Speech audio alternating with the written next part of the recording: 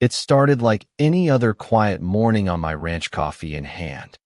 Sunrise over the hills. Birds doing their thing.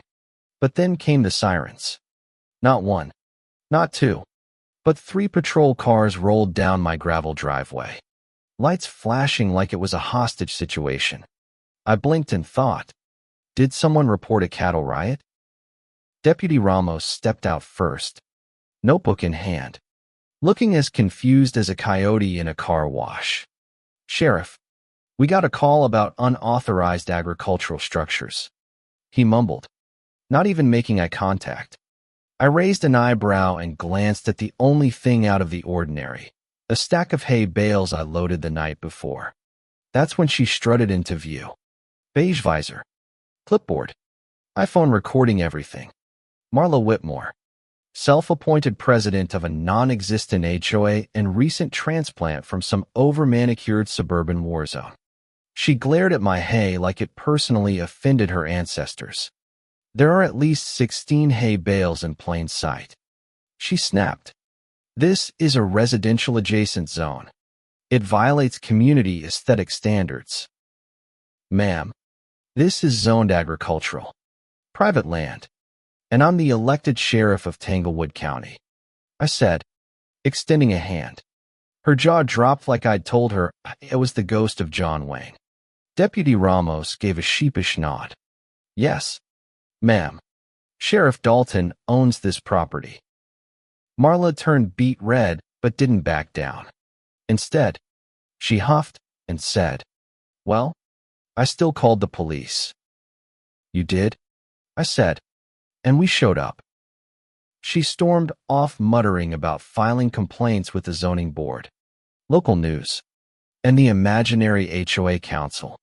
I chuckled, but I knew better than to dismiss her. Marla wasn't just entitled. She was on a mission, a misguided crusade to gentrify the countryside one hay bale at a time. By that weekend, flyers started showing up on mailboxes. "Attention, rural blight alert. Hay causes mold, allergies, and visual decay." Signed by the Community Beautification Chair, a title she made up. I found one flyer zip-tied to my gate, printed in pink glitter ink.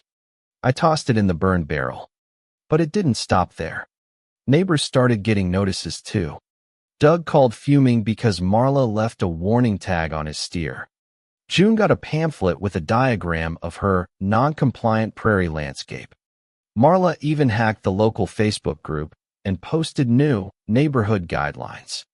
Problem was, none of this was real. There was no HOA here. Just ranchers, open skies, and a woman trying to play queen with a clipboard. Then came the theft. One morning I stepped outside and noticed a third of my hay was gone. Not blown away gone. Deep tire ruts led out of my field.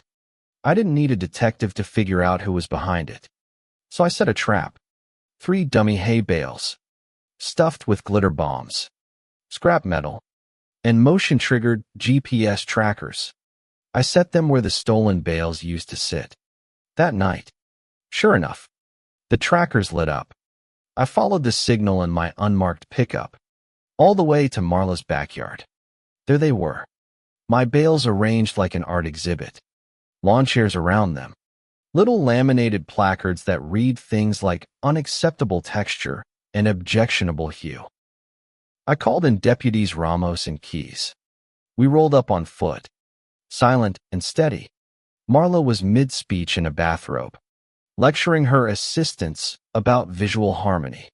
When I stepped into the garden light, her face drained of color. "Evening, Marla.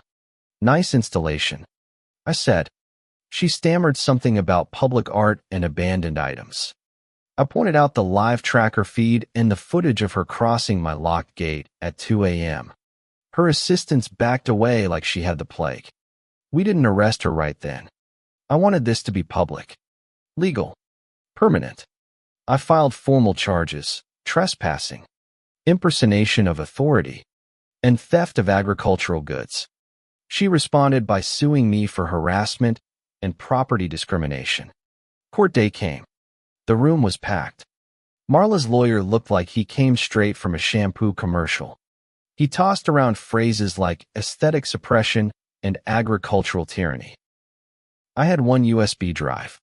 It played footage of Marla creeping through my field, sniffing hay, poking it with a stick. Audio of her bragging about teaching the sheriff a lesson. The judge took one look at it and said, "This isn't activism. MS. Whitmore. This is delusion wrapped in glitter." Case dismissed. Charges upheld. Marla was ordered to pay restitution, do community service, and vacate the property within 30 days. She also signed a legal agreement never to attempt forming an HOA again in Tanglewood County. We held a cookout to celebrate. Doug grilled ribs. June brought peach cobbler. Someone made a hay bale photo booth and called it the exhibit. A week later, I found a laminated note on my fence. It read, "I still think your hay looks stupid." Below it, a doodle of a house with symmetrical bushes. I pinned it on my corkboard, and I laughed, because some folks confuse control with leadership. They think order means everyone bending to their taste. But out here, community means live and let live, respecting the land, your neighbors, and knowing when to mind your own damn business. Now it's your turn. What would you have done if someone tried to outlaw hay bales in your backyard? Was I too patient? Or just precise? Drop your thoughts in the comments. I read every one.